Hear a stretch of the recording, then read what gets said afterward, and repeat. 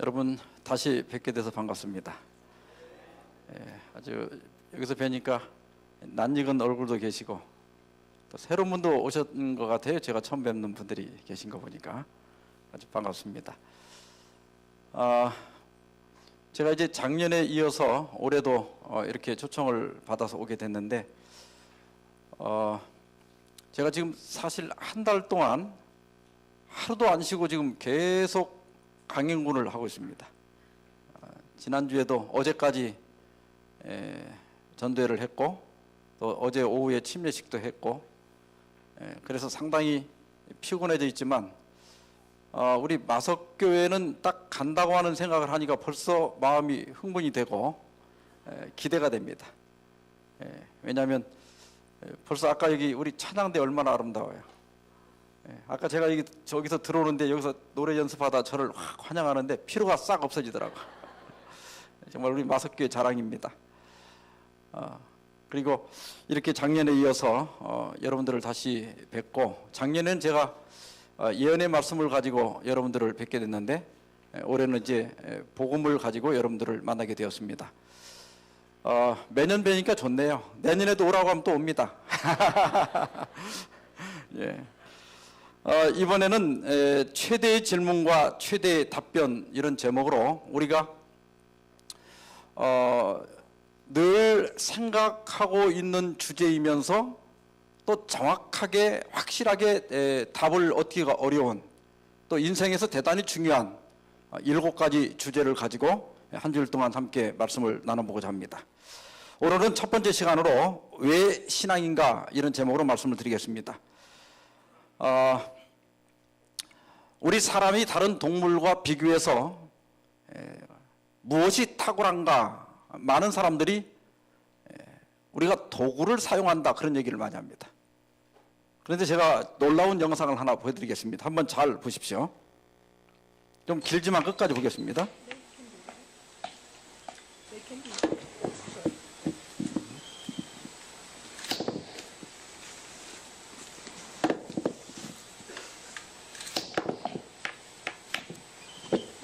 돌 놓을 때 보세요. 얼마나 잘 놓는가.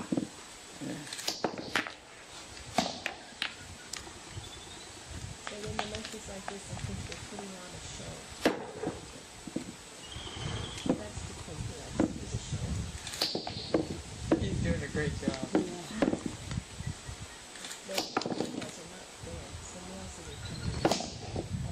웬만하면 여기서 포기할 것 같죠? 근데 포기하지 않습니다. 놓을 때 얼마나 잘 나요. 탁탁 들어가면서 확인해 가면서.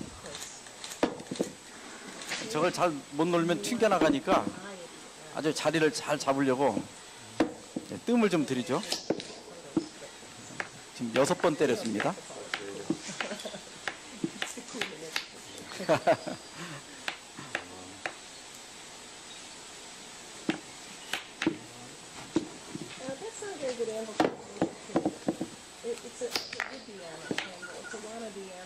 지금 화면이 잘 보이는지 모르겠는데 여기 이 부분을 보면요, 원본을 보면 이게 한두 번 한 게 아닙니다.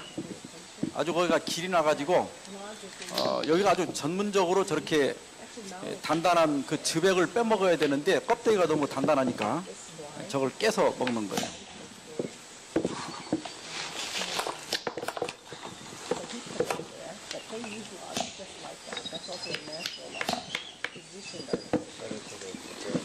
저는 저렇게 놀 때가 아주 신기해요. 탁탁 때려가지고.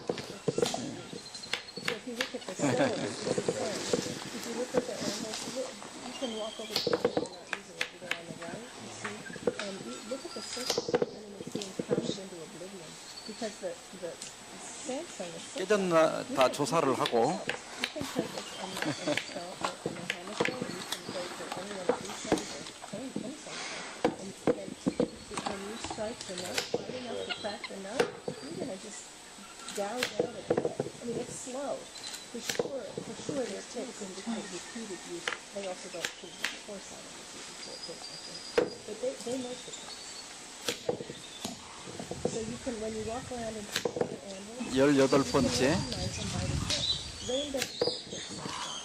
드디어 갈라졌습니다.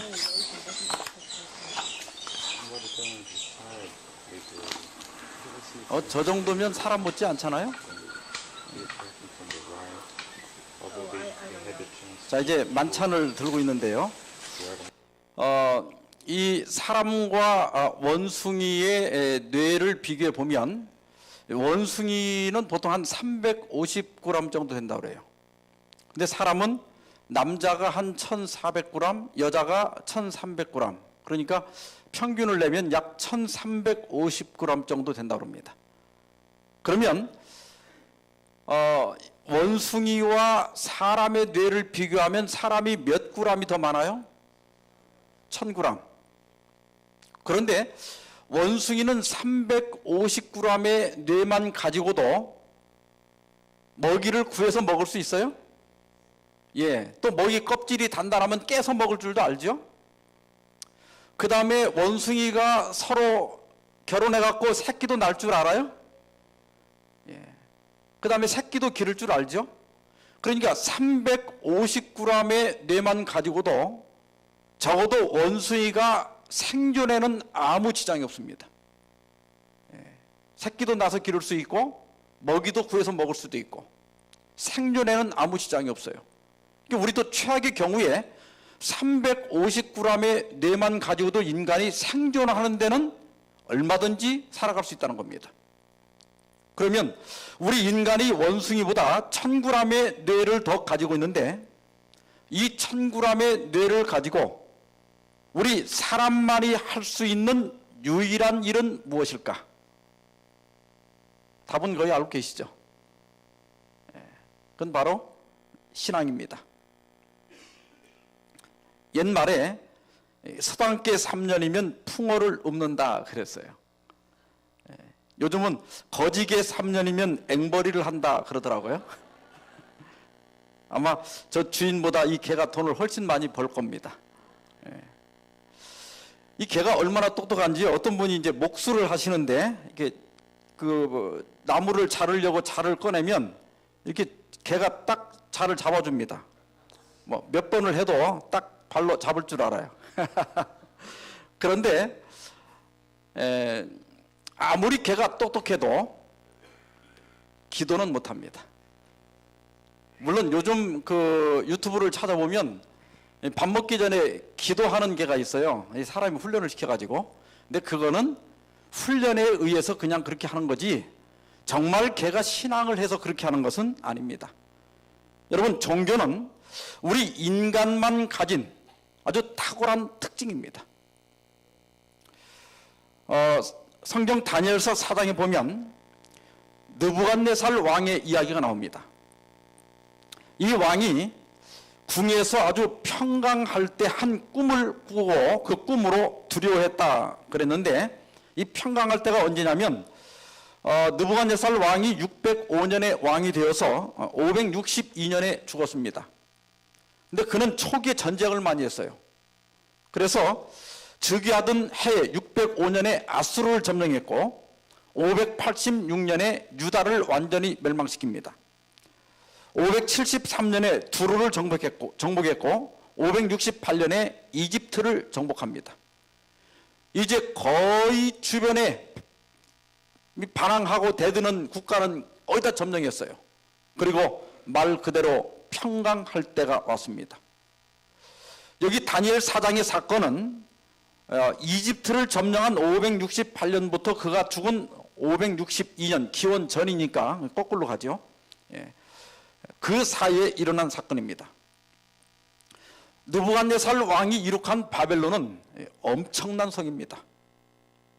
지금 이것은 그 상상도인데요. 여러분들이 그 바벨론 도성을 보면 얼마나 아름다운지 알 수가 있습니다. 그런데 여기 중앙에 보면 공중정원이 보이는데 이 공중정원은 고대 그리스 수학자인 휘론이라고 하는 사람이 세계 7대 불가사의 가운데 하나로 꼽았던 정원입니다. 이 정원은 느부갓네살 왕이 왕비로 메디아 출신인 아미티스라고 하는 여자를 데려왔는데 그 메디아는 산이 많고 물이 많은 곳이에요. 그래서 과일도 많고 또 숲도 우거지고 이런 데서 자랐는데 바벨론에 와보니까 허허벌판이에요. 산도 없고. 그래서 우울증에 걸립니다. 그래서 그 왕비를 위해서 공중정원을 지어주게 되는데 지금 그 유적지가 이렇게 발견이 되고 있습니다. 이 공중정원이 이건 이제 상상도입니다만은 그 밑단을 보고서 이제 그린 건데 왕궁 광장 중앙에 가로가 한 400m입니다. 이 가로가 400m, 또 세로가 400m는 정사각형이에요. 400m, 그 다음에 높이가 15m 되는 토대를 만들고 그 위에다가 계단식으로 건축을 했는데 맨 꼭대기가 60평방미터 정도 돼요. 그런데 이 높이가 105m입니다. 105m면 지금 아파트로 하면 한 30층 높이 정도 돼요. 그런데 왜 이것을 불가사의하다고 하는가 하면은 지금이야 뭐 100층을 짓더라도 물을 모터로 끌어올릴 수 있죠. 근데 그 당시에는 전기가 없단 말이에요. 근데 어떻게 그 공중정원에 인공산을 만들고 거기다가 식물을 심고 꽃이 피게 했을까? 아마 지금 많은 학자들이 그 당시 공중정원의 급수 시설은 이 왼쪽에 있는 것처럼 이렇게 그 도로에다가 두레박을 달아가지고 이제 돌리면서 물을 퍼올렸거나 아마 오른쪽에 있는 것처럼 저걸 이게 인공적으로 돌려가지고 물을 끌어올렸을 것이다. 그렇게 생각을 합니다. 어쨌든 이 어마어마한 바벨론을 건설한 느부갓네살 왕이 꿈을 꾸었는데 그 꿈의 내용을 좀 보겠습니다. 내가 본즉 땅의 중앙에 한 나무가 있는데 고가 높이가 높더니 그 나무가 자라서 견고하여지고 그 고는 하늘에 닿았으니 땅 끝에서도 보이겠고 또 본즉 한 순찰자 한 거룩한 자가 하늘에서 내려왔는데 그 나무를 베고 그 가지를 찢고 그러나 그 뿌리의 그루터기는 땅에 남겨두고 철과 놋줄로 동이고 또 그 마음은 변하여 인생의 마음 같지 아니하고 짐승의 마음을 받아 7대를 지내리라. 왕이 이 이상한 꿈을 꾸고 깨보니까 꿈인데 뭔가 심상치 않은 겁니다. 근데 이제 이 당시만 하더라도 꿈은 신들이 미래에 일어날 일을 인간에게 알려주는 것이라고 믿었기 때문에 느부갓네살 왕은 이 꿈을 그냥 흘려보낼 수가 없었습니다. 그래서 다니엘을 불러다가 도대체 이 나무가 그렇게 하늘에 닿을 정도로 큰 나무가 있고 그 나무에 이제 새들이 와서 깃들고 밑에는 짐승들이 와서 쉬고 그 열매를 먹고 이 나무가 도대체 뭐냐? 그 다음에 왜 그 나무를 베었는지 또 그 나무를 동여 맨 것은 무엇인지 그 나무가 짐승의 마음을 받는 것은 무엇인지 물었습니다. 다니엘은 즉시로 설명하기를 왕이여 이 나무는 곧 왕이시라 그랬습니다. 그러면서 해석하기를 왕이 사람에게 쫓겨나서 들짐승과 함께 거하며 소처럼 풀을 먹으며 하늘 이슬에 젖을 것이요 이와 같이 7대 한때는 1년이기 때문에 7년을 지낼 겁니다. 그러면서 말하기를 그들이 나무를 잘라냈지만은 그루터기를 남겨두라 하였은즉 하나님이 다스린 줄을 왕이 깨달은 후에야 왕의 나라가 견고하게 될 겁니다. 이렇게 얘기하면서 간절하게 왕에게 호소를 합니다. 왕이여 이런 일이 왕에게 일어나지 않기를 바랍니다. 지금이라도 반드시 정치를 올바르게 하셔서 죄를 범하지 마시고 특별히 가난한 사람을 불쌍히 여기시고 그들에게 선정을 베푸십시오. 그러면 그런 일이 일어나지 않을 겁니다. 그래서요. 느부갓네살 왕이 1년 동안은 잘 참았습니다. 근데 사람이 경고를 받아도 시간이 지나가면 무뎌지는 거예요. 그래서 1년 12달이 지난 후에 느부갓네살 왕이 내가 바벨론 궁 지붕에서 거닐세 나 왕이 말하여 가로되 이 큰 바벨론은 내가 능력과 권세로 건설하여 나의 도성을 삼고 이것으로 내 위엄의 영광을 나타낸 것이 아니냐. 여기 지금 한 절 속에 보니까 나라고 하는 말이 몇 번이나 들어가 있어요? 4번이나 들어가 있어요. 내가 했다. 내가. 이런 말이 있습니다. 사람들은 필요하면 나의 하나님이라고 말하고 필요하지 않으면 내가 하나님이라고 말한다.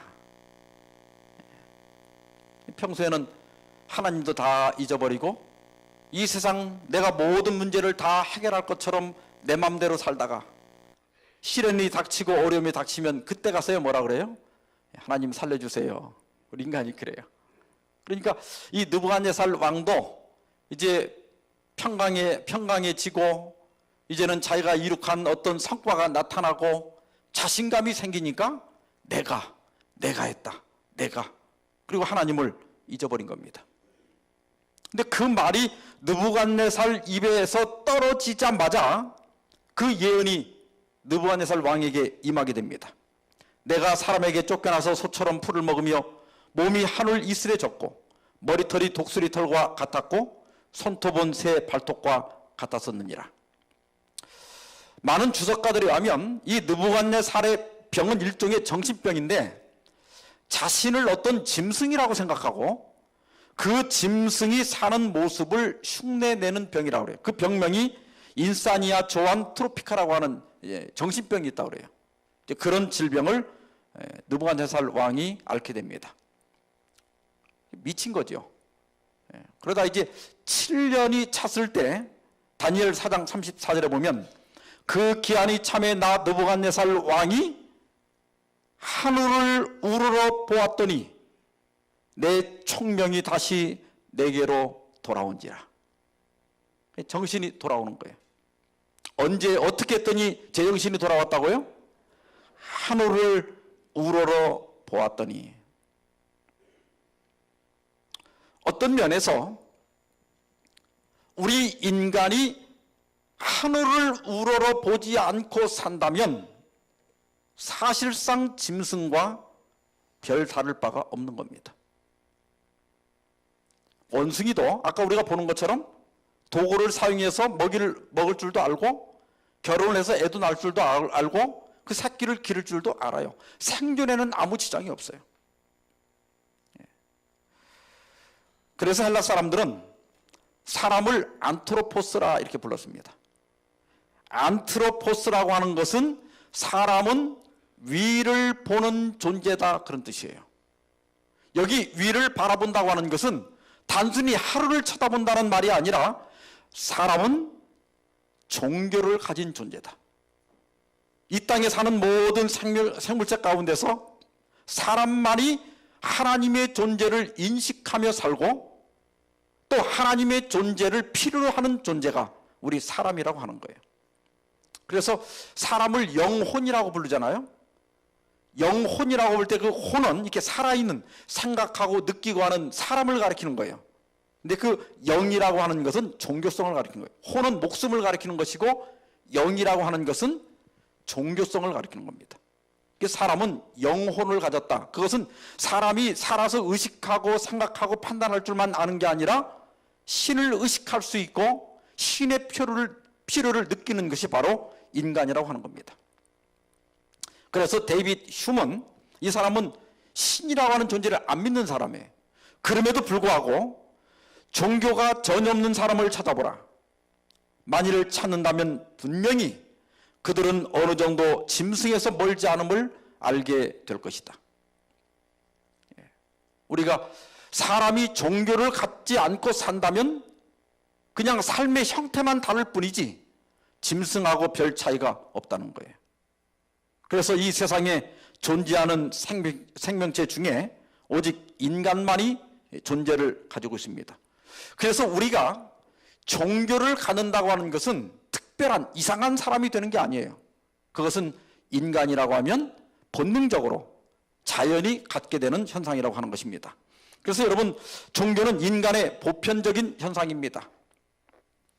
그래서 전도서 3장 11절에 보면 하나님이 모든 것을 지으시되 때를 따라 아름답게 하셨고 또 사람에게 영원을 사모하는 마음을 주셨느니라 그랬습니다. 그래서 우리가 다 영원히 살고 싶어 합니다. 어떤 인간이든지 영생하고 싶어요.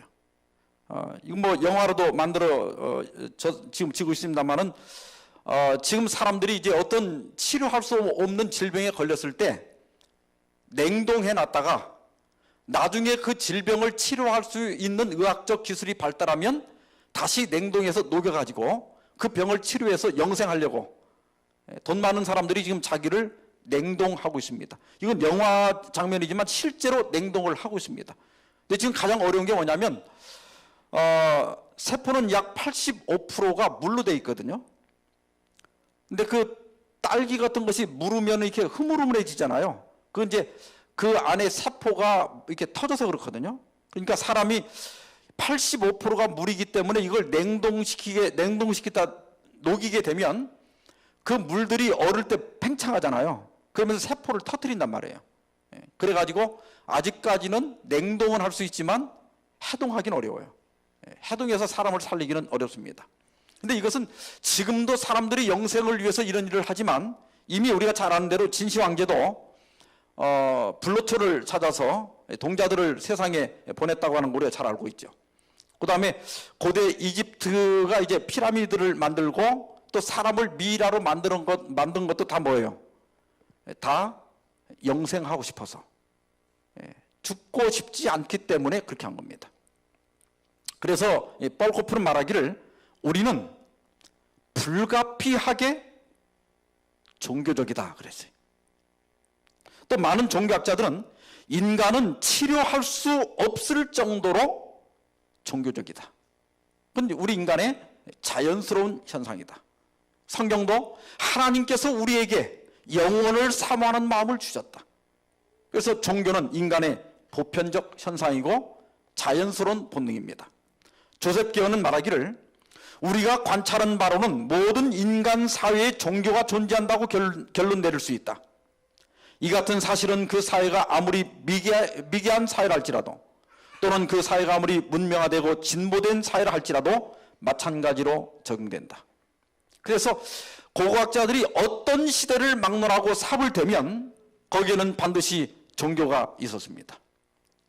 지금 전 세계에 존재하는 종교는 5,000종이 넘는다고 그래요. 종교가 수천 가지가 있는 겁니다. 또 브리테니커 백과사전에 보면 세계 인구의 대부분이 종교인이다 그랬는데 이러한 각 종교에 속한 종교 인구를 모두 합하면 전 세계 244개국 인구의 약 97% 이상이 어떠한 형태로든지 종교를 가지고 있거나 신의 존재를 인정하고 있다 그랬어요. 그러니까 지금 같은 세상에 무슨 종교를 가져? 그 사람들은 3%에 들어가는 거예요. 그게 더 이상한 사람들이지 종교를 갖는 것이 결코 이상한 일이 아니다. 그것은 인간의 가장 보편적인 현상이라고 하는 것입니다. 뿐만 아니라 종교는 인간의 진정한 필요를 채워준다 그랬습니다. 성경 보면 사마리아 한 여자 이야기가 나오는데 여기 수가라 하는 동네입니다. 여기 야곱의 우물이 있는데 저도 이 우물에 가서 앉아봤어요.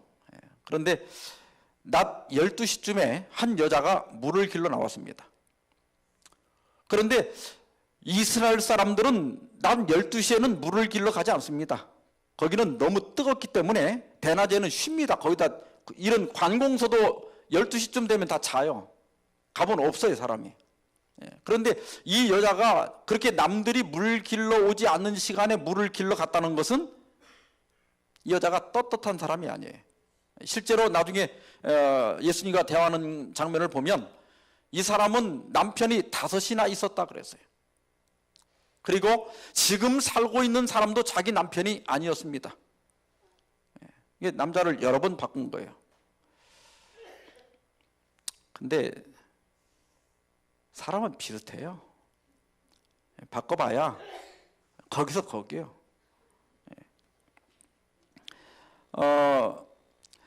세계적인 남녀 관계 전문가인 앨런 바브라 피즈 부부가 우리 한국에 왔었는데 이런 이야기를 했습니다. 남녀가 함께 산다는 것이 비극의 씨앗인 거죠. 부부 생활의 제1신조는 남과 여가 완전히 다르다는 사실을 인정하는 것이어야 합니다. 그랬어요. 우리는 저 사람 왜 저런지 모르겠어, 이런 얘기를 자주 해요. 저희도 저희 어머님이 아버님을 원망하는 건 많이 들었습니다. 그런데 확실히 살아보면 남자와 여자는 확실히 다릅니다. 물론 남자 중에도 여자 같은 사람이 있고 여자 중에도 남자 같은 사람이 있음에도 불구하고 여자는 여자고 남자는 남자예요. 그리고 여기 여러분 부부 생활을 해보니까 남자들이 여자한테 혼나는 일이 더 많아요, 여자가 남자한테 혼나는 일이 더 많아요? 사과를, 미안하단 말을 누가 더 많이 하고 삽니까? 되게 남자죠. 늘 남자가 혼나고 살아요. 저도 이제 저희 집사람하고 살아보니까 제가 깨달은 건 이거예요. 남자는 지나치게 단순하고 여자는 지나치게 복잡합니다. 여자는 연애할 때 이렇게 꼬시려고 한 말도 다 결혼하고 30년이 지나도 기억하고 있다가 당신 나하고 연애할 때 이렇게 해준다 놓고 안 해줘 이런다고. 그건 꼬시려고 한 얘기지.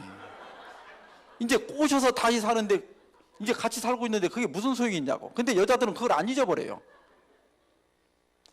그리고 이제 뭐 생일 챙기는 거, 뭐 결혼기념일 챙기는 거 남자들 자꾸 잊어버린다고 혼나는데 사실은요, 이게 해부학적으로 여자들이 남자보다 기억하는 그 뇌의 기억 영역이 훨씬 높대요. 그러니까 별개 기억을, 별걸 다 기억 다 하는 거예요. 그리고 남자는 뇌가 좁아서 그래. 사랑이 식어서 그런 게 아니라. 그리고 여자가 사실 너무 복잡해. 제가 증거를 몇 가지 드리겠습니다. 아내를 행복하게 만드는 방법을 인터넷에 한번 찾아봤거든요.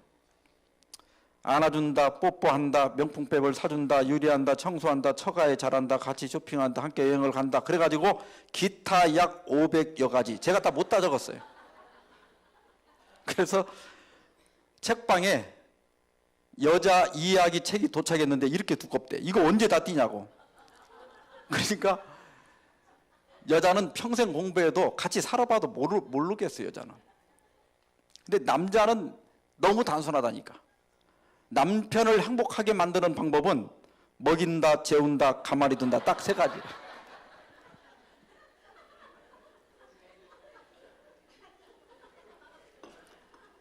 맞아요, 안 맞아요? 실제 살아보니까. 그래서 이런 말이 있어요.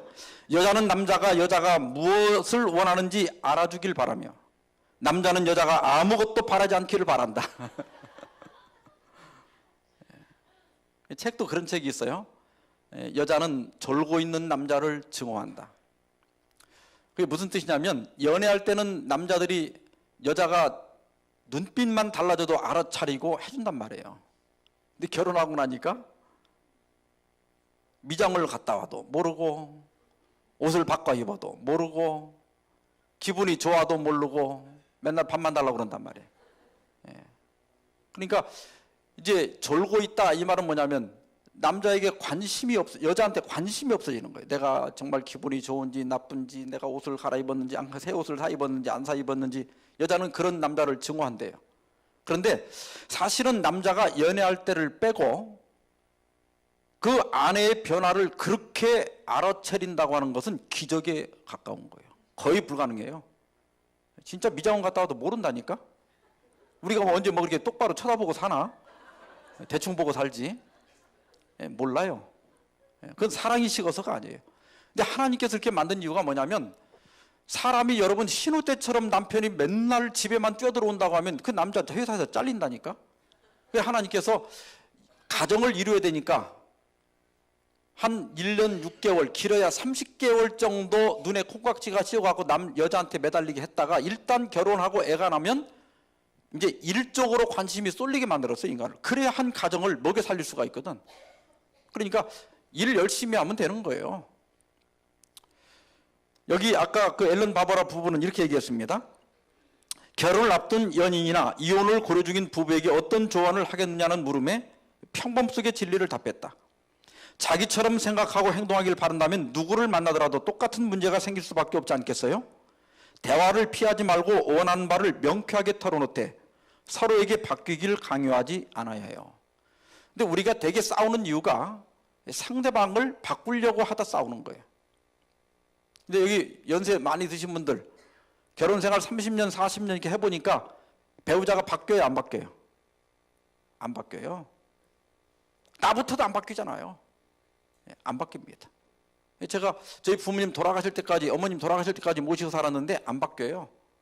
어머님이 30대 하던 잔소리를 80대 가서도 하고, 아버지는 밥만 퍼다 놓으면 어디 가고 없었고, 어머니는 밥을 3번, 4번을 데워야 돼.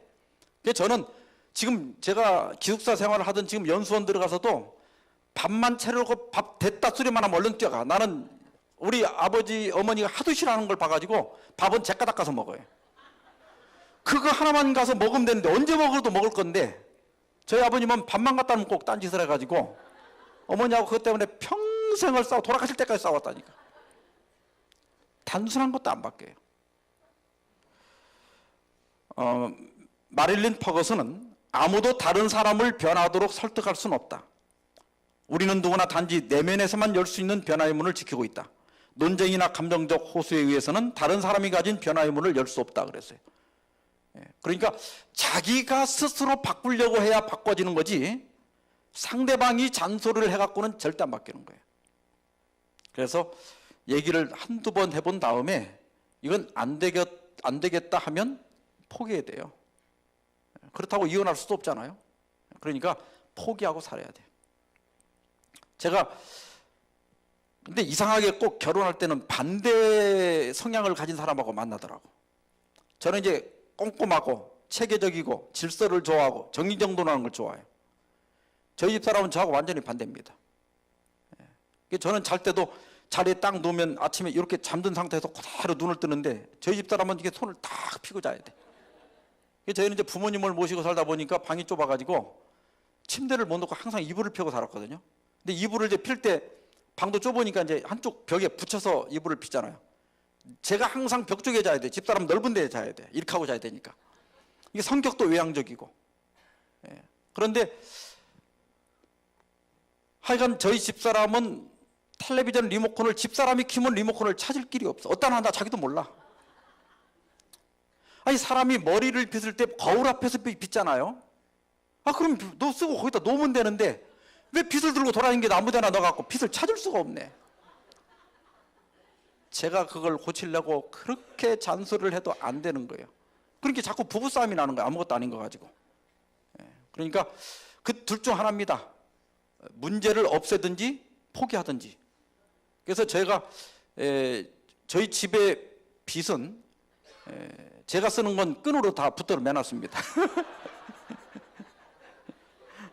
이게 이제 빗 가지고는 싸울 일이 없는데, 이제 리모컨이 문제. 제가 리모컨도 붙잡아 매려고 그랬는데 그 구멍이 없는 거예요, 리모컨이. 이제 리모컨은 제가 포기하고 살아요. 그래서 한두 번 얘기해 본 다음에 안 되면 포기해야 돼요. 그리고 이제 리모컨을 찾을 때마다 부하가 치밀잖아? 그러면 제가 이제 비결을 터득했어요. 심호흡을 한번 해봐요. 따라 해보기 괜찮아요. 심호흡을 하세요. 들이쉬고 리모컨이 없잖아? 숨을 내쉬면서, 아이고, 내 팔자지 뭐. 그러면서 찾는 거예요. 이게 저는 평생에 리모컨 찾는 게 팔자예요. 다시 말하면 팔자려니 하고 그냥 살아야 돼요. 성질 내지 말고. 자, 이 글 다 같이 한번 읽어보세요. 시작.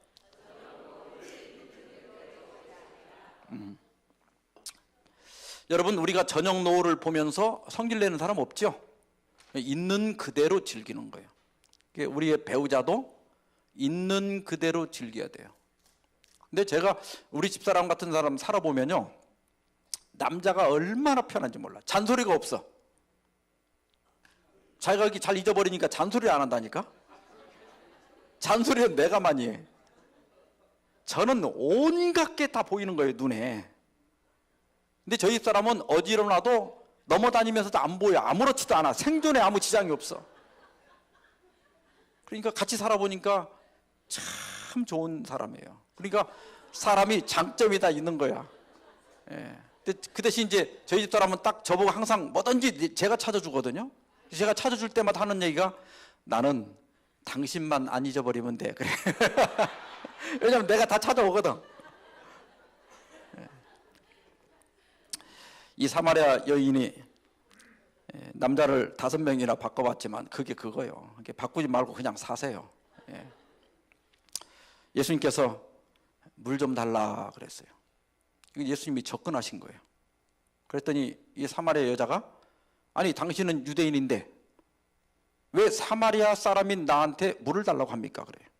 왜냐하면 그 사마리아는 시리아에 멸망을 했는데 그 시리아가 다른 민족을 데려다 다 섞어버렸어요. 그래갖고 혼혈이 돼버렸어. 근데 유대인들은 바벨론의 포로로 잡혀갔다가 그대로 돌아왔거든요. 그러니까 혈통이 유지가 됐어요. 이게 유다인 12지파가 있는데 그 4번째 아들인 유다지파만 혈통이 순수하게 남아있고 나머지는 다 이방인들하고 섞인 거예요. 그러니까 그 유대인들이 사마리아 사람들을 뭐라고 생각했나 하면 저건 개다. 피가 여기저기 섞였기 때문에 개다. 그래서 평소에 상종을 안 했어요. 그러니까 이제 아쉬우니까 목마르다고 물을 달라고 그러니까 뭐라 그래요? 당신 유대인인데 왜 나한테 물을 달라고 합니까? 그때 예수님께서 그 여자에게 대답하시기를 이 물을 먹는 자마다 다시 목마르려니와 내가 주는 물을 먹는 자는 영원히 목마르지 아니하리니 나의 주는 물은 그 속에서 영생하도록 솟아나는 샘물이 되리라. 예수님은 나는 생수의 근원이다. 우리의 모든 바람, 우리 마음속에 가지고 있는 모든 소망, 우리의 모든 욕망, 그것을 진정으로 채워줄 수 있는 분은 나밖에 없다 그 말입니다. 그래서 예레미야 2장 13절에도 내 백성이 2가지 악을 행하였나니 곧 그들이 생수의 근원되는 나를 버린 것과 스스로 웅덩이를 판 것인데 그것은 그 물을 가두지 못할 터진 웅덩이들이니라 그랬습니다. 여러분, 우리 마음속에 목마름이 있습니다. 무언가가 허전함이 있어요.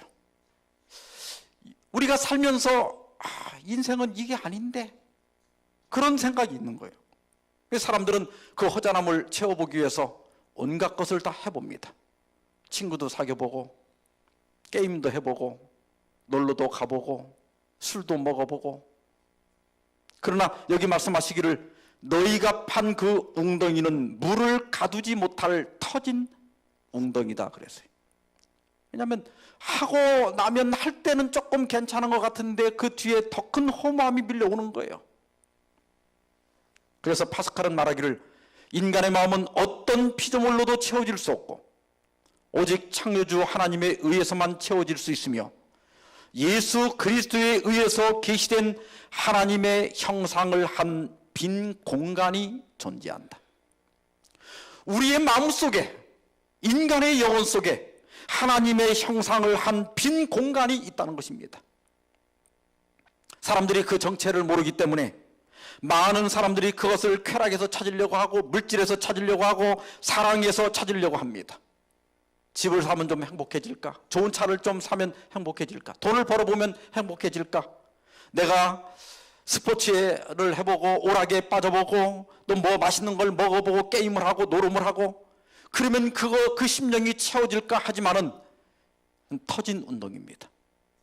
그래서 어거스틴은 말하기를 주여 당신께서는 나를 당신에게로 향하도록 만드셨나이다. 내 영혼은 당신 품에서 휴식을 취할 때까지 평안하지 못할 것입니다. 그렇게 고백했습니다. 이 어거스틴이 만지교에 빠져서 온갖 젊은 시절에 방탕한 생활을 살았어요. 여자도 여러 사귀어봤고 온갖 즐거움을 찾을 수 있는 것을 다 해봤지만 결국 하나님에 의하지 않고는 채울 수 없는 터진 웅덩이가 자기 안에 있다는 것을 알게 된 것입니다. 오직 종교만이, 예수님만이 우리 심령의 허전한 공간을 온전히 채울 수 있다고 하는 것입니다. 슈먼이 이렇게 말했습니다. 종교는 개개인에게 어떤 다른 제도로부터도 얻어낼 수 없는 것들을 제공해 준다. 종교는 1차적으로는 개인들에게 생활의 활력을 불어넣어주고 생활의 결과에 대하여 만족할 수 있게 해줄 뿐 아니라 개인들이 사회생활에서 겪게 되는 온갖 짜증스럽고 불만스러운 문제거리들을 참아 나갈 수 있게 해주며, 더 나아가 한 사회에게 선악을 판가름할 수 있는 도덕적 윤리적 기준을 제시해준다. 뿐만 아니라 종교는 사람들에게 이상적인 사회에 대한 윤곽을 제시해주고, 더 나아가 인류의 구원이라는 궁극적인 문제에 대해서도 구체적인 청사진을 펼쳐준다는 의미에서 종교가 개인과 사회에 대하여 갖는 기능은 매우 중요한 것이다. 이 슈미라고 하는 사람은 신을 안 믿는 사람이에요. 그럼에도 불구하고 종교가 인류와 사회에게 주는 유익점이 대단히 많다는 것을 인정한 것입니다.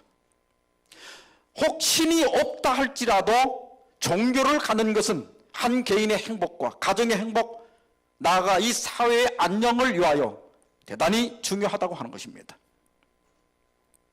그러므로 성경에 보면 하박국이라는 사람은 이렇게 얘기했습니다.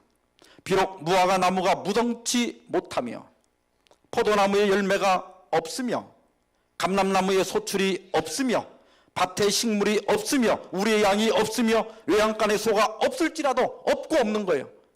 지금으로 말하면 통장에 돈이 없으며 냉장고가 비었으며 쌀독이 비었고 없고 없을지라도 나는 여호와를 인하여 즐거하며 나의 구원의 하나님을 인하여 기뻐하리로다 그랬습니다. 여러분, 이것은 종교만이, 예수님만이 채워줄 수 있기 때문입니다. 그래서 예수님은 나는 목마르지 않는 생수를 내게 줄 수 있다고 말씀하신 거예요. 한 번은 노먼필 박사가 주물 공장을 방문하게 됐습니다. 그때 한 인부가 이 노쇠를 녹이는 흙 연료를 보여줬어요. 근데 지금 여기 집게 이렇게 집은 걸 보면 이게 막 지금 달아올라 가지고 백색 광을 내면서 뜨겁게 달아올라 있었습니다. 그 인부가 박사님 제가 재밌는 걸 보여드리겠습니다. 그러더니 망치를 가지고 와서 이 빨갛게 달아오른 흑연료를 망치로 내리치는 겁니다. 그런데 그 흑연료가 망치가 맞은 부분이 이게 푹 들어가긴 하는데 깨지질 않는 거예요. 왜냐하면 이게 뜨거워서 지금 열이 잔뜩 달아있기 때문에.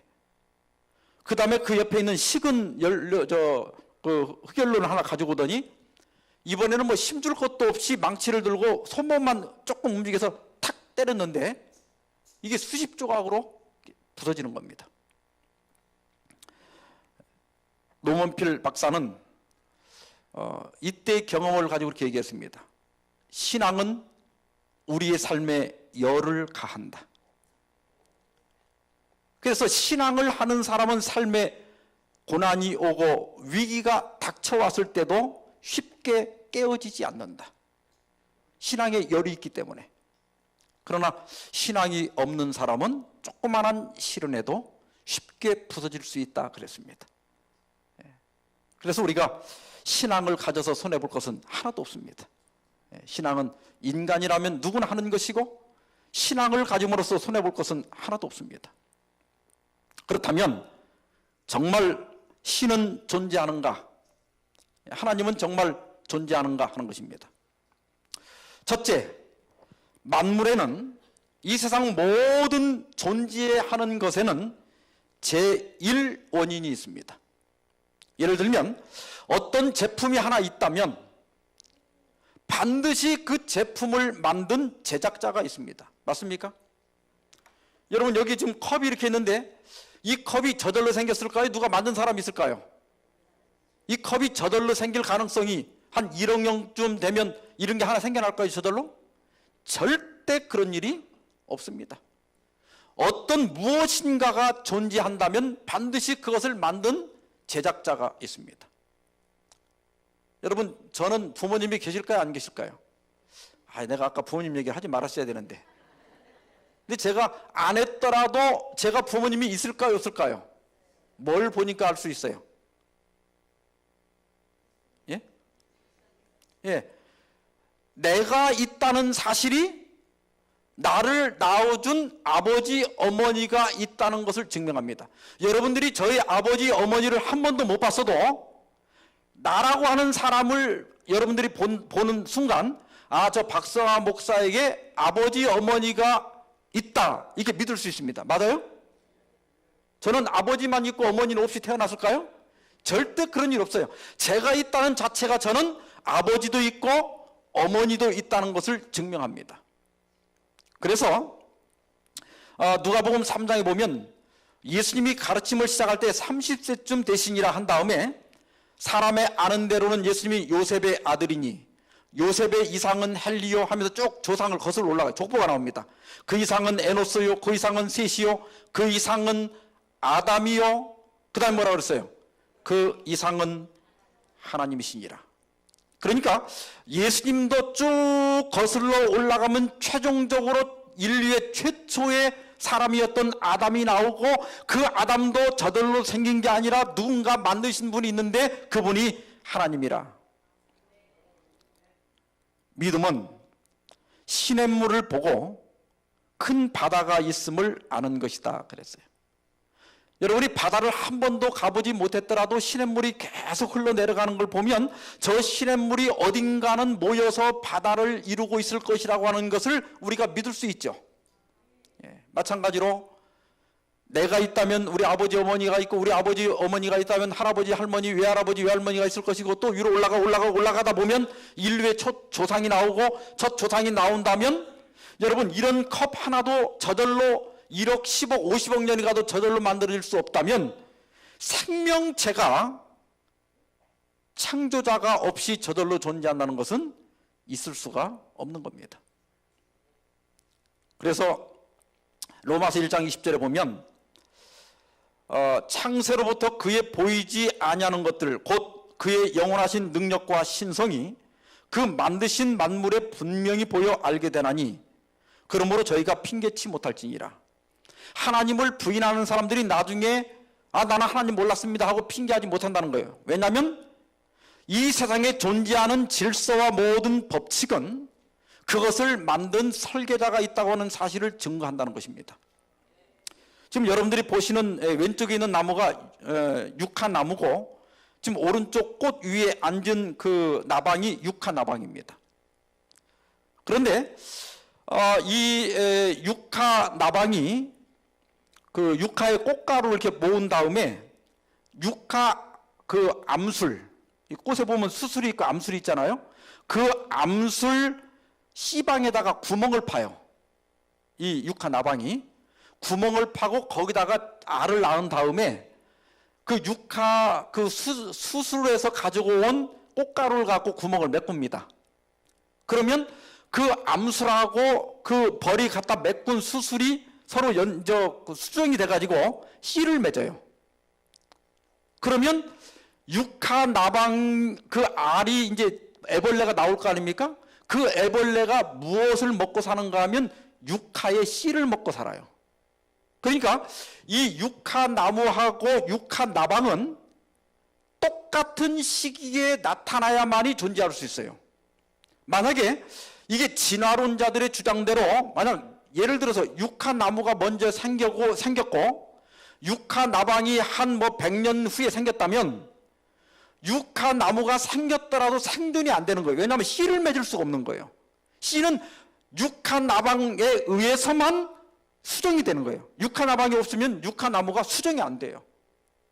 만약에 육하나방이 먼저 생겼다, 그리고 한 100년 있다가 육하나무가 생겼다, 그러면 100년 동안 육하나방이 존재할 수가 없어요. 왜냐하면 그 육하나방의 그 애벌레는 반드시 육하씨만을 먹고 살게 돼 있거든요. 그러면 진화론자들에 의하면 이 둘이 육하나무와 육하나방이 우연히 똑같은 시간에 생겨났다고 하는데, 확률학자들에 의하면 그렇게 생겨날 확률은 제로다는 거예요. 절대로 불가능하다는 겁니다. 또 이게 오스트리아 무화과 나무하고 여기 나나니 벌인데요. 이것도 마찬가지입니다. 이 무화과 나무는 나나니 벌에 의해서만 수정이 가능하고, 나나니 벌이 없으면 이 오스트레일리아 무화과 나무는 생존할 수가 없습니다. 씨를 맺을 수가 없고 결국은 없어질 수밖에 없어요. 그래서 이 둘이 같은 시기에 이렇게 서로 공생관계로 생겨났다고 하는 것은 우연의 산물이 아니라 누군가가 이것을 같이 만든 설계자가 있고 창조자가 있다는 것입니다. 세 번째, 로마서 2장 14절 15절에 보면 율법 없는 이방인이 본성으로 율법의 일을 행할 때는 이 사람은 율법이 없어도 자기가 자기에게 율법이 되나니 이런 이들은 그 양심이 증거가 되어 그 생각들이 서로 혹은 송사하며 혹은 변명하여 그 마음에 새긴 율법의 행위를 나타내느니라 그랬습니다.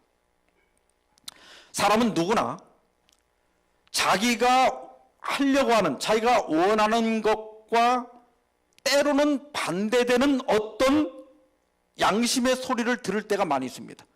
나는 원하는데 또 다른 내가 반대를 할 때가 있어요. 그런 경우 있습니까? 예. 그래서 그리고 또 어떤 때는 내가 이제 양심을 어기는 일을 했을 때는 양심의 가책을 받는다든지 또 죄책감을 느낀다든지 어떤 형벌을 받을 것이라고는 두려움을 느낄 때가 있습니다. 그 양심은 분명히 내 생각하고 조금 다른 어떤 또 다른 생각이에요.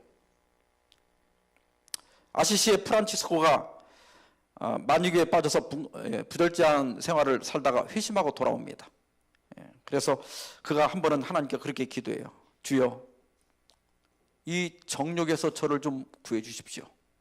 그가 정욕을 이겨보려고 하는데 이게 안 되는 거예요. 그래서 기도를 했어요. 그건 진짜 자기 마음이었어요. 이 정욕에서 저를 구해 주십시오. 근데 기도가 끝나자마자 자기 또 다른 자기가, 똑같은 자기인데 또 다른 자기가 금방 이렇게 기도하더래요. 그러나 주여 지금은 마옵소서 그러더래요. 그러니까 자기 한쪽 생각은 이 정욕적인 삶을 끊고 싶은데 또 한쪽에 자기가 뭐예요? 지금은 마옵소서 이렇게 하더라는 거예요. 그러니까 많은 사람들이 교회를 다니고 싶은 마음도 있고 또 한쪽은 다니지 말라는 마음도 있고, 그죠? 하나님을 믿고 싶기도 하고 믿기가 또 싫기도 하고, 이 두 가지가 있다고 하는 것은 그 둘 다 날 수는 없죠. 그런 음성을 우리에게 주는 신적인 존재가 있다고 하는 것입니다. 여러분 헬런 켈러 아시죠? 이분은 나면서부터 시각, 청각, 중복 장애를 가지고 태어났습니다. 그러니까 볼 수도 없고 들을 수도 없는 거예요. 이 두 가지 중복 장애를 가지고 대학을 졸업한 최초의 사람입니다. 세계에서 이분이. 이분이 이제 나중에 이제 대화하는 법을 배우고, 그 다음에 이제 그 선생님이 이 세상을 이처럼 사랑하사 예수님을 보내주신 하나님의 사랑에 대한 이야기를, 기독교의 신앙을 처음으로 이렇게 얘기를 해줬어요. 그때 헬런 켈러가 이야기하기를, 나는 그분이 계시다는 것을 알고 있었어요. 그러나 이름을 몰랐네요. 그렇게 대답하더라는 거예요. 그러니까 우리 인간의 양심 속에 신적 존재를 인식하고 있는 겁니다. 여러분들이 혹 하나님을 안 믿는다 할지라도 무언가 양심에 거스른 일을 했을 때 가책을 받는다든지 죄책감을 느낀다든지, 또 질병에 걸리거나 어떤 사고를 당했을 때 이거 내가 그 전에 한 그것 때문에 이거 벌 받은 거 아니야? 이런 생각을 하는 그 자체가 하나님이 있다고 하는 사실을 증명하는 것입니다. 네 번째는 특별한 종교적 경험들이 하나님이 계시다고 하는 것을 증명합니다. 유대인들이 예수님의 제자들을 잡아다가 그들을 감옥에 가두고 예수님의 이름으로 절대 말하지 말라고 했지만 그들은 말합니다. 우리는 보고 들은 것을 말하지 아니할 수 없노라. 여러분, 그 예수님의 제자들이 우리에게 전해준 것은 그들이 지어낸 것이 아니라 그들은 예수님이 돌아가셨다가 3일 만에 부활하신 것을 본 것입니다. 한두 명이 본 것이 아니에요. 500명이 모인 자리에서 한꺼번에 예수님께서 나타나셔서 500명이 한꺼번에 예수님을 본 거예요. 한두 사람이면 착각일 수 있지만 500명이 착각할 수는 없는 거죠. 그래서 베드로는 말하기를 우리 주 예수 그리스도의 능력과 강림하심을 너에게 알게 한 것이 공교히 만든 이야기를 쫓은 것이 아니요 우리는 그의 크신 위엄을 친히 본 자라 그랬습니다. 로마에서 이제 이 기독교가 점점 번영하니까 네로 황제 때부터 핍박이 시작되었지만 본격적인 핍박은 도미티아누스 황제 때 핍박을 했습니다. 그때 많은 기독교인들이 카타콤이라고 하는 지하 묘지로 숨어 들어갔습니다. 그게 땅속에 있는 묘지예요. 근데 사람들이 점점 많이 들어오니까 자꾸 파고 들어가서 나중에는 땅속에 있는 개미집 같이 좀 저렇게 생겼습니다. 지금도 그 입구까지 들어가려면 지상에서 20m를 내려가야 돼요. 그리고 이제 사람 수가 많아지니까 자꾸 파고 들어가서 거기 개인 집도 만들고 또 예배드리는 장소도 만들고 이렇게 했어요. 여러분, 이 지하의 삶이 어땠을지 한번 상상해 보십시오. 물은 여기 보는 것처럼 물은 저 밑에서 구할 수가 있었지만 음식이 없잖아요. 그러니까 음식을 밤에 로마 시내에 들어가서 아는 친척들에게 음식을 얻어왔습니다. 반지하만 살아도 어때요? 공기가 나쁘고 여름에는 곰팡이가 많이 나죠. 이 땅속에, 반지하도 아니고 아예 땅속에서 살았어요. 그래서 보통 20살 그 전후에서 다 죽었습니다. 이 카타콤이 로마 근교에 약 50개가 있는데 313년 밀라노 칙령을 내리죠. 그 밀라노 칙령, 밀라노에서 콘스탄티누스 황제가 내린 칙령인데 그걸 기독교 관용령이라고 합니다. 로마 제국 내에서 불법 종교였던 기독교가 이제는 공식 종교가 된 거예요. 약 250년 동안 핍박을 받았습니다. 이 사람들이 잡히면 죽는 게 아니에요. 나 예수 안 믿겠다 그러면 집으로 갈 수가 있었어요. 그러나 그들은 그들의 경험 속에서 하나님이 계신 것과 예수께서 부활하신 것을 너무나 분명하게 증거를 들었기 때문에 잠시 세상의 편안한 삶보다는 영원한 삶을 선택한 것입니다. 지금도 마찬가지예요. 지금도 신앙을 하는 사람들에게는 하나님이 살아계십니다. 오늘 아침에도 저도 새벽마다 일어나서 무릎을 꿇을 때 제 기도를 듣기 위하여 임재하시는 하나님의 존재를 느낍니다. 저는 중학교 1학년 때부터 집을 나가 살았어요. 제가 이제 장남이기 때문에 너는 공부를 해야 된다. 그래서 이제 제가 결혼하고 첫 아들을 낳을 때 어머니가 아기 봐주러 왔다가 이제 같이 살기 시작한 거예요. 그때까지 제가 혼자 살았습니다. 그러나 제가 삐뚤어지지 않고 여기까지 온 것은 제가 의지하던 하나님이 저의 삶을 인도하셨기 때문입니다.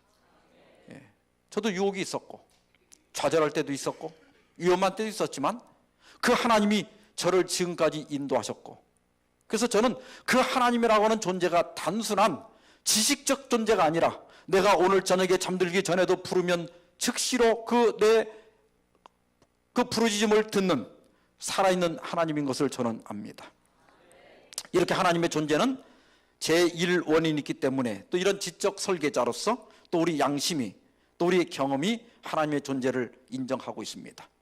그래서 시편 14편 1절을 우리 다 같이 읽어보겠습니다. 시작.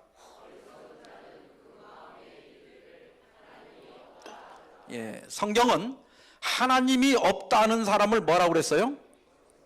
어리석은 자다. 여러분, 박성하 목사는 저렇게 훌륭한 사람인데 어디서 태어났겠지, 부모가 있겠냐, 이게 말이 됩니까? 전에 우리 집사님들 중에 가끔 저한테 그렇게 묻는 분들이 있어요. 조용히 제 옆에 와서, 근데 목사님들은 애를 어떻게 낳습니까? 이렇게 물어봐요. 제가 우리 목사들은 그냥 손만 잡고 자면 하나 생깁니다. 내가 그랬어.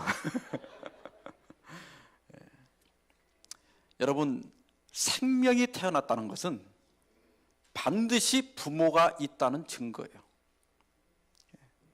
여러분, 만물이 존재한다는 것은 이 만물을 창조한 창조자가 계시다는 증거입니다.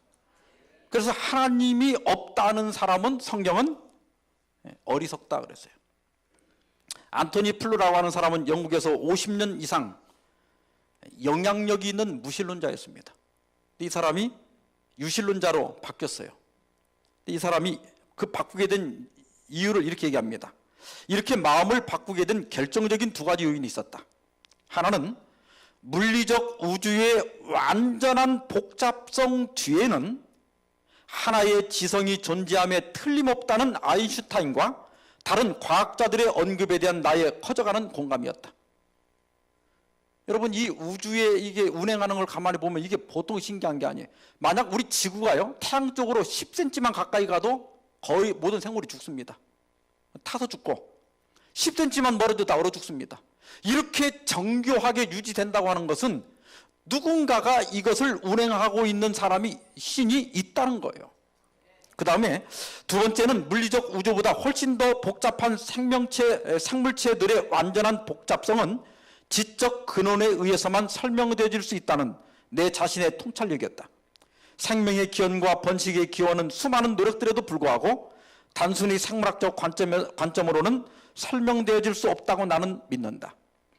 그분이 쓴 책이 이 책인데 There is no God 그랬어요. 처음에 신은 없다. 그런데 거기 no를 지우고 거기다 A자를 써놨죠. 이 책이 원래 이렇게 돼 있어요.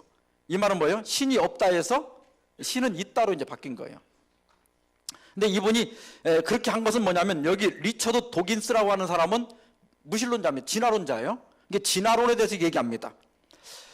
이 도킨스가 쓴 만들어진 신이라는 책에 보면 생명의 기원은 어떻게 인간이 생겨났고 동물들이 생겨났느냐, 그것을 운 좋은 우연 탓으로 돌리고 있는 코미디 같은 노력을 하고 있는 것이다.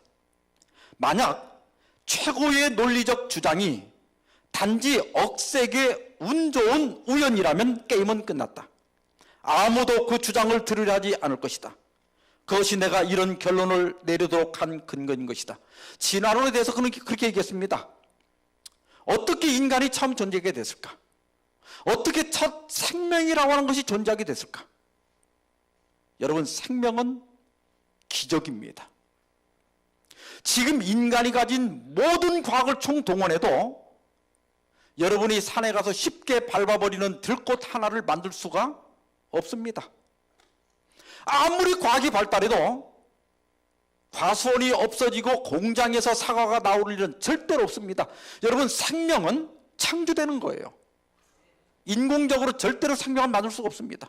그런데 그것이 우연이라면, 최고의 논리적인 주장이 정말 몇십억 년에 한 번 일어나는 그 우연이라면 게임은 끝났다는 거예요. 그걸 누가 믿겠냐 이거예요. 이런 단순한 컵 하나도 우연히 만들어질 수 없는데 어떻게 이렇게 복잡한 인간이 우연히 만들어질 수 있느냐. 그래서 세계적인 수학자인 파스칼은 이 파스칼의 내기라는 게 있어요. 자, 우리가 이제 신이 있다고 믿을 경우가 있고 신이 있다고 믿지 않는 경우가 있죠. 그 다음에 진짜로 신이 있을 경우가 있고 없을 경우가 있죠. 이분은 수학자이기 때문에 이걸 계산한 거예요. 만약에 신이 있다고 믿었는데 진짜 신이 있을 경우, 이때는 천국이라 이거예요. 신이 있다고 믿었는데 만약 신이 없다 그러면 아무런 이익이 없어요.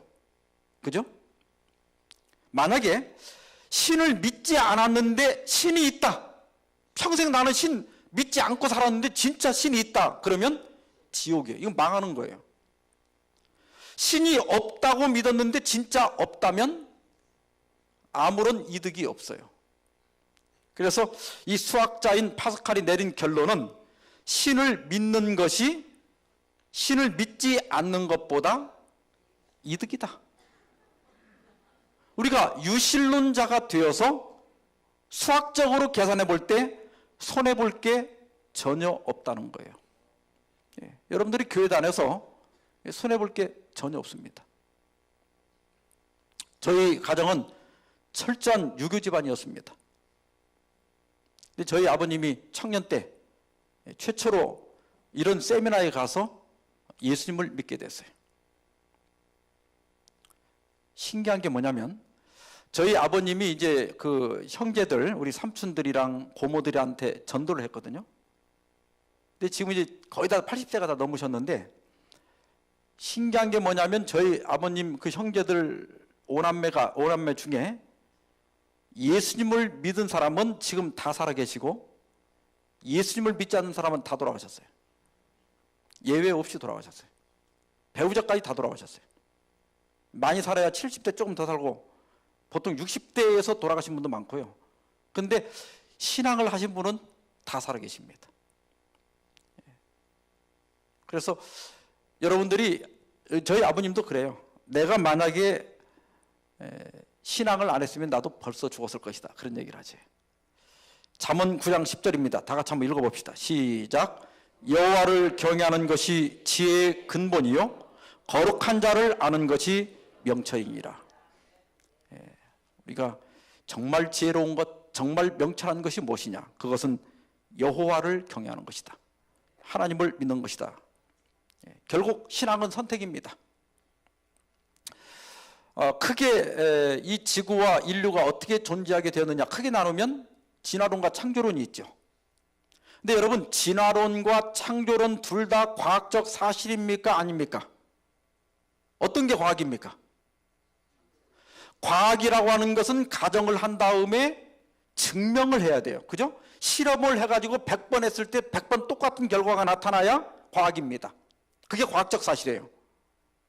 그런데 진화론도 증명이 됐어요, 안 됐어요? 이게 50억 년 동안 됐다는데 50억 년 실험할 수 있어요? 그것도 가설입니다. 그냥 신념이에요. 창조론도 여러분, 이 세상을 하나님이 창조한 거 본 사람 있어요? 지금 생명을 창조하는 거 해봤어요? 이것도 다 과학적 사실 아니에요. 하나의 신념입니다. 이건 우리가 어떤 쪽을 선택하느냐는 신념이에요. 그래서 여호수아는 말하기를 너희 섬길 자를 오늘 택하라. 오직 나와 내 집은 여호와를 섬기겠노라 선언했습니다. 이건 우리의 선택입니다. 만약 우리가 진화론을 선택하고 우리 인류가 우연히 이 땅에 존재하게 되었다고 믿는다면 여러분이 이렇게 양심적으로 살 이유가 별로 없어요. 우리가 동물에서 진화되었다면 본능을 따라 살면 됩니다. 윤리나 도덕도 그렇게 중요하지 않습니다. 남에게 해를 좀 끼친들 무슨 상관이 있어요? 그러나 우리가 하나님께로부터 창조된 존재라면 우리는 양심대로 살아야 하고, 우리는 윤리를 지켜야 하고, 다른 사람을 사랑해야 하고, 사회에 해를 끼치면 안 됩니다. 왜냐하면 하나님께서 우리를 심판하시고 선하게 산 사람에게는 영생을 주고 악하게 산 사람에게는 형벌을 주겠다고 말씀하셨기 때문에 그렇습니다. 이것은 하나의 신념의 선택이지만 이 선택은 인생관을 바꾸고 우리 삶의 목적을 바꾸게 되고 삶의 의미를 바꾸게 하는 것입니다. 여호수아는 오늘 너희 섬길 자를 택하라 말했습니다. 토마스 아담스는 보지 못하는 것을 믿게 하는 것이 믿음의 임무라면 믿는 것을 보게 하는 것은 믿음의 상급이다 그랬습니다. 우리가 보지 못한 것을 믿는 것, 그것은 믿음이 할 일이에요. 믿어야 됩니다. 믿는 것은 우리가 믿어야 돼요. 저절로 되는 건 아닙니다. 선택해야 돼요. 그러나 믿는 것을 보게 하는 것은 믿음의 대가, 상급이다 그랬습니다. 여러분이 믿으면 믿은 대로 됩니다. 하나님이 있다고 믿는 사람에게는 하나님이 있습니다. 하나님께서 내 기도를 듣는다고 생각하는 사람에게는 하나님께서 기도를 응답하십니다. 저는 제가 평생 동안 기도 응답 받은 걸 간증으로 일주일 동안 하래도 얼마든지 할 수 있어요. 제가 청년 시절에 산에 가서 기도를 한 5년 동안 할 때는요, 주인도 쫓아내고 아파서 떼굴떼굴 굴른 사람도 제가 배에 손 얹고 기도하면 낫고, 그런 역사가 일어나는 걸 제가 직접 봤습니다. 하나님이 살아있다고 믿는 사람에게는 믿음이 대가, 상급을 줍니다. 우리 여러분 모두 살아계신 하나님, 우리 지구와 우리 인간과 이 모든 존재를 존재케 하신 그 창조주 하나님을 오늘 믿기로 선택하시고 그 하나님을 믿음으로 살아있는 하나님께서 우리에게 다시는 목마르지 않도록 주시는 생수를 경험하게 되기를 바라면서 오늘 말씀 마치겠습니다. 저는 항상 시험을 봅니다. 제가 학생들을 여러 해 가르쳤기 때문에. 그래서 우리 시험지 다 나눠주세요. 내일부터는 나눠줄 필요 없이 들어올 때 다 하나씩 갖고 들어오세요. 제가 강의를 여러